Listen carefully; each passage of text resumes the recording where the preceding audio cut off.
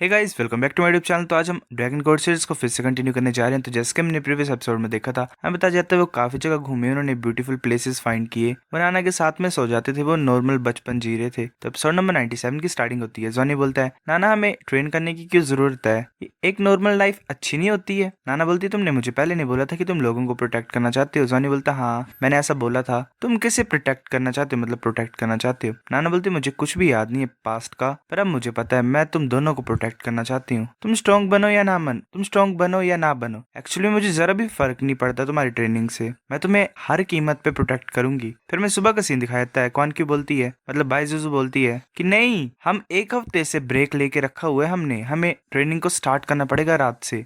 Johnny बोलता कि तुम जेलस फील कर रहे हो मेरे से। बाईजुजू बोलती है, हाँ मैं ऐसा जेलस फील कर ही रही हूँ, क्योंकि तुम हर टाइम नाना के साथ हैंग आउट करते रहते हो। हम जल्दी स्कूल में वापस जाते हैं। जॉनी बोलता है, ठीक है तुम सही बोल रहे हो, चलो मेडिटेटिंग करते हैं, मतलब मेडिटेशन करते हैं। वो बैठ जाते दोनों। ऐसे एक हफ्ते के रिलैक्सिंग के बाद उन्होंने मेडिटेटिंग स्टार्ट कर दी और उनका माइंड बहुत ज्यादा स्टेबल कंडीशन में था। ये एक लॉन्ग टर्म मेडिटेटिंग मेथड था और एक हेल्दी मेथड था। जॉनी अपने आप को एक जगह पे पाता है, शायद अपने कॉन्शियसनेस की सी में। नाना उसकी तरफ देख रही होती है, तभी दो ड्रैगन अपेयर हो जाते हैं जॉनी के सर के ऊपर। एक गोल्डन ड्रैगन होता है और एक सिल्वर ड्रैगन होता है। वो आपस में क्लैश कर रहे होते हैं, मतलब एक दूसरे के सामने होते हैं दोनों ड्रैगन्स। नाना उन दोनों ड्रैगन्स को नोटिस करती है और अपने हाथ को ऊपर की तरफ उठाती है और एक प्रोटेक्शन वॉल को बना देती है हाउस के अराउंड में, ताकि वो लांजानी की पावर को रोक सके बाहर निकलने से। दोनों ड्रैगन ऐसे शायद मर्ज हो रहे होते हैं, उनके बीच में एक एनर्जी फॉर्म हो रही होती है। वो जॉनी की एनर्जी होती है, वो क्वानक्यू के पास जा रही होती है, वेल बाईजुजू के पास जा रही होती है। बाईजुजू के फेस में भी शायद स्केल अपेयर होने लग पड़ते हैं। नाना उसकी तरफ देख रही होती है और बोलती है कि ये दोनों अब ज्यादा बड़े हो गए, मतलब ग्रो अप हो गए हैं। तभी जॉनी के ऊपर जो एनर्जी होती है, वो दोनों ड्रैगन्स मर्ज हो जाते हैं और एक ब्लू कलर का बॉल टाइप बन जाता है एनर्जी का। जॉनी को ज्यादा हैरान हो जाता है, वेल वो अपने स्पिरिचुअल सी में होता है। वो दोनों सिल्वर और गोल्डन ड्रैगन उसकी तरफ आ रहे होते हैं। जॉनी बोलता है, ये तो बहुत बड़े हो गए हैं, ये मेरे अंदर है क्या?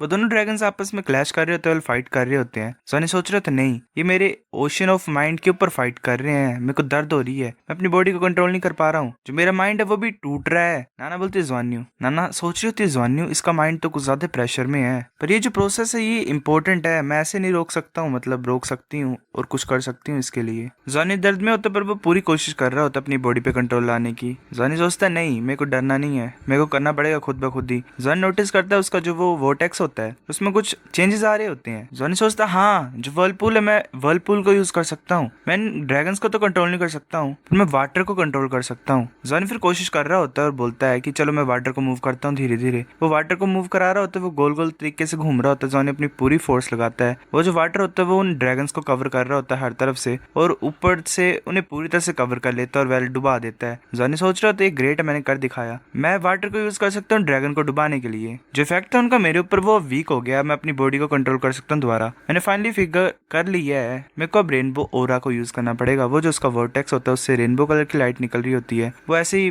पूरी सी के ऊपर फैल रही होती है, ताकि मैं इन ड्रैगन्स को अपने माइंड के अंदर ला सकूं। वो जो एनर्जी होती है जॉनी के वोर्टेक्स की, वो ऐसे रोटेट हो रही होती है आपस में और लास्ट में एक बॉल टाइप बन जाती है। वो बहुत खतरनाक तरीके से ग्लो होती है। दोनों ड्रैगन्स जो सी में फाइट कर रहे होते हैं वो ऊपर की तरफ देखते हैं और नोटिस करते हैं। फिर ऐसे जो ओरा था रेनबो स्पेयर से, वेल वो जो गोला टाइप था, वो दोनों ड्रैगन शांत होने लग पड़े। फिर वो धीरे धीरे से सर्कल लगाने लग पड़े, मतलब स्पेयर के अराउंड में। वो अपने साथ पानी को भी गोल गोल रोटेट करा रहे थे और वोर्टेक्स टाइप बन रहा था। फिर ऐसे एक गोल्डन कलर की लाइट उसके पूरे ही सी ऑफ मतलब माइंड जो था उसमें फैल जाती है। वो ऐसे बार भी लाइट को रेडिएट कर रहा होता है। नाना हैरानी से देख रही होती है। वो सोच रही होती है, इसने लेवल अप किया, जॉनी स्पिरिचुअल लेवल में पहुंच गया है। जॉनी स्पिरिट अबिस रेलम में पहुंच जाता है और उसका जो फोरहेड होता है उससे लाइट ग्लो कर रही होती है। नाना शांति की सांस लेती है और सोच रही होती है, ग्रेट है, जॉनी ने अपने आप को बचा लिया और ऊपर से स्पिरिट अबिस रेलम में पहुंच गया है, ये सच्ची मुझे बड़ा हो गया है। फिर ऐसे हमें सुबह का सीन दिखाता है। जॉनी जाग जाता है, उसे खुशबू आती है। वो खुशी से बोलते कि कितनी ज्यादा अच्छी स्मेल है, मतलब फ्रेगनेंस है, मुझे भूख लगी हुई है। नाना बोलती, तुम जाग गए हो? बाईजुजू बोल रही होती है कि तुमको ज्यादा अच्छे हो मेडिटेट करते वक्त, 2 दिन हो गए हैं। जॉनी बोलते, क्या मैं 2 दिन से अनकॉन्शियस था? नाना बोलती है, तुम एक नए लेवल पे हो तो तुम्हें टाइम चाहिए एडजस्ट होने के लिए। जॉनी बोलता है, ये स्मेल तो कुछ ज्यादा ही अमेजिंग है, तुम बना के रहे हो जुजू? जुजू बोलती है, बीफ टेंडन्स, मतलब वही। जॉनी बोलता है, जीजू सच्ची मुझे सबसे ज्यादा प्रिटीएस्ट गर्ल है पूरी दुनिया में। वेल ऐसे ही मस्के लगा रहा होता है वो और बोलता है, क्या मैं थोड़ा सा ले सकता हूँ? बाईजुजू बोलती है कि तुम कुछ ज्यादा मेरे को मस्के सीन लगा रहे हो? जॉनी बोलता है मैं तो सच बता रहा था। वो फिर ऐसे ही खाने को खा रहा होता है और बोलता है ये तो कुछ ज्यादा ही अच्छा है, मैं कुछ ज्यादा खुश हूँ। नाना बोलती है जो मैच है तुम्हारा वो तुम्हें करना ही पड़ेगा, मतलब तुम्हें फाइट करनी पड़ेगी उसमें, वो कल है, तुम्हें प्रिपेयर होना है। जॉनी बोलता है ठीक है। फिर हमें ऐसे कैंपस का सीन दिखाया जाता है। टीचर होती है वो बोलती है तुम्हें हमारे स्कूल के लिए ग्लोरी लाने पड़ेगी, ये 10 वर्सेस 2 मैच होगा, तुम्हारे जो ओपोनेंट्स है वो फ्रेशमैन है, पर तुम उन्हें अंडर एस्टिमेट नहीं कर सकते क्योंकि वो जो है वो बेस्ट स्टूडेंट्स हैं हमारी फेडरेशन के। अगर कोई भी ध्यान नहीं देगा और हार जाएगा तो उनको प्रॉब्लम होगी फिर। ठीक है, बाकी सब बोलते हैं ठीक है। फिर हमें रॉयल अकेडमी का स्टेडियम दिखाई देता है। वो दोनों जा रहे होते हैं जॉनी और क्वान की वहां पे। वेल बाइजुजू वो आगे पहुंच जाते हैं। एक इंसान होता है वहां पे, वो बोलता है नाना शुक्रिया, मतलब इनको लाने के लिए। वो बोलता है इंसान की हेलो मैं हेडमास्टर हूँ स्कूल का, या लिलिन, तुम्हारा मैं वेलकम करता हूँ यहाँ पे। जॉनी बोलता है हेलो सर, मैं लांजानी हूँ, मैं फ्रेशमैन हूँ शर्क अकेडमी का, और ये मेरी फ्रेंड बाइजुजू है। वैसे अरेना में होते हैं। रेफरी बोलता है रेडी। प्रिंसिपल बोलता है कि ये जो दो तुम्हारे स्टूडेंट्स हैं। नाना बोलती है हाँ। प्रिंसिपल बोलता है कि तुम कुछ ज्यादा अमेजिंग टीचर हो, तुम डिसाइड कर सकते हो कौन स्कूल में आएगा, हम जैसा तुम चाहो वैसा करेंगे। वेल ये भी मस्के लगा रहे क्योंकि नाना गॉड लेवल कल्टिवेटर है। नाना बोलते हैं बाद में सोच के बताऊंगी। प्रिंसिपल बोलता है ठीक है, मैं इंतजार करूंगा तुम्हारे रिप्लाई का। आगे एक बच्चा होता है वो बोलता है मैं वांग जान हांग हूँ, मैं तुम्हें दिखाऊंगा कि एक सीनियर को चैलेंज करना बहुत ज्यादा बुरा आइडिया होता है। सनी बोलता है ठीक है। रेफरी अनाउंस कर देता है कि याद करना ये फ्रेंडली मैच है, तुम्हें ज्यादा नहीं करना है, मैं मैच को रोक सकता हूँ अगर जरूरी होगा तो। और जो जॉनी का ओपोनेंट होता है वो एक गोल्डन टाइप को बाहर निकाल देता है। वो बोलता है इसको हैंडल करो तुम। वो अपने हाथ को आगे की तरफ करता है। वो जो गोल्डन होता है वो जॉनी की तरफ आ रहा होता है और उसका कुछ इफेक्ट भी जा रहा होता है। जॉनी को एक ब्लैक कलर का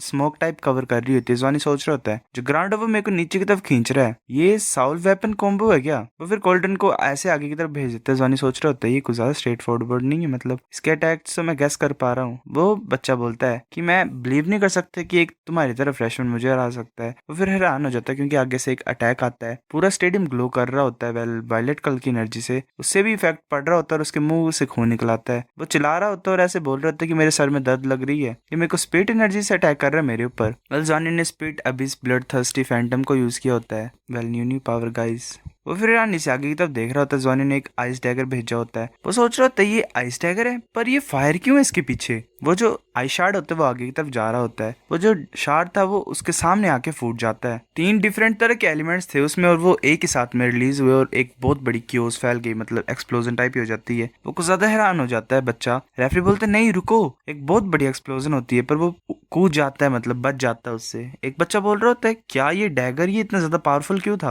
वेल जॉनी ने उसे अपनी ग्रास से पकड़ के खींच लिया होता है पीछे की तरफ। जॉनी फिर उसे नीचे खींच लेता है, वेल नीचे की तरफ, और उसके पैर को पकड़ता है। जॉनी स्माइल करता है और उसे बहुत जोर से नीचे मारता है। रेफरी बोलता है काफी हुआ, रुक जाओ। वांग जान हांग हारता है, वो ऐसे मतलब खांस रहा होता है, नीचे गिरा होता है। जॉनी बोलता है शुक्रिया। रेफरी सोच रहा होता है बच्चा ऐसे देखने में क्यूट है पर जिस तरीके से ये फाइट करता है वो तो कुछ ज्यादा ही खतरनाक है। हेडमास्टर बोलते हैं इसने कुछ ज्यादा सोचा है और ये स्ट्रॉन्ग भी है साथ में, ये ओपोनेंट की वीकनेस को आसानी से फाइंड कर सकता है। हमारे जो स्टूडेंट्स हैं उनके पास काफी मतलब इतना फाइटिंग एक्सपीरियंस नहीं है। फिर जॉनी वेल बाइजुजू के साथ एक्सचेंज करता है। बाइजुजू आ जाती है आगे, वो बोलती है मैं शर्क अकेडमी की बाइजुजू हूँ। सामने एक लड़की होती है वो बोलती है रॉयल अकेडमी बिंग मैंग जू हूँ मैं।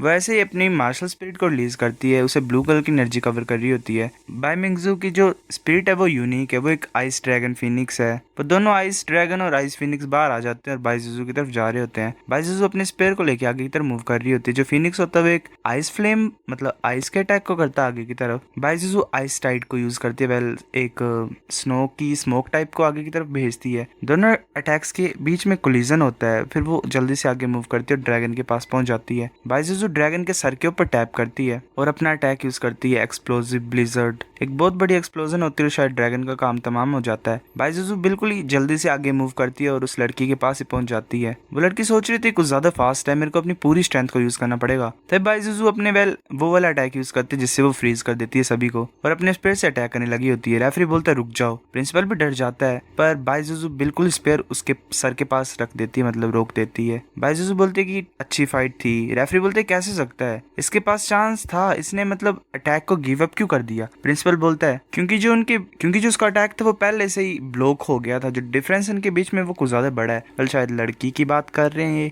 जॉनी थम्स अप करता है बाइजुजू को। प्रिंसिपल देख रहा होता है आगे की तरफ और फिर नाना को बोलता है कि क्या तुम मेरे साथ बात कर सकते चलते चलते। वो जा रहे होते हैं एक जगह। प्रिंसिपल बोलते तुम्हें क्या लगता है क्या प्रॉब्लम हमारे स्टूडेंट्स में? नाना बोलती है इन्हें पूरी तरह से अपनी पावर्स के बारे में नहीं पता है, इन्हें डेवलपमेंट की कमी है इनमें। प्रिंसिपल बोलता है हाँ तुम सही बोल रहे हो। नाना मैं सच्ची मुझे तुम्हारे स्टूडेंट्स को कुछ ज्यादा एडमायर करता हूँ, मैंने गिफ्ट भी देना चाहता हूँ अगर तुम ज्यादा माइंड ना करो। नाना बोलती है गिफ्ट? प्रिंसिपल बोलता है हाँ ये छोटा सा गिफ्ट है, ये एक स्पेशल तरह का अलोय है जिसकी कुछ ज्यादा हाई मेटेलिसिटी होती है। ये लेटेस्ट अलोय है जिसे फेडरेशन रिसर्च कर रही है। ये ऑलमोस्ट अनब्रेकेबल है और अगर ये डैमेज भी हो जाएगा तो ये खुद को रिकवर कर सकता है। अगर इसे आर्मर में डाला जाएगा तो उसकी ड्यूरेबिलिटी जो होती है वो काफी ज्यादा खतरनाक तरीके से इंक्रीज हो जाएगी, मतलब अच्छी तरह से। सो गाइस एपिसोड नंबर 97 इतना था। अगर आपको वीडियो पसंद तो लाइक करनी है, लाइक कर दो, शेयर करो दोस्तों के साथ, कमेंट करके बताओ अगर आपको वीडियो कैसी लगी है, सब्सक्राइब करो। तब तक के लिए बाय बाय।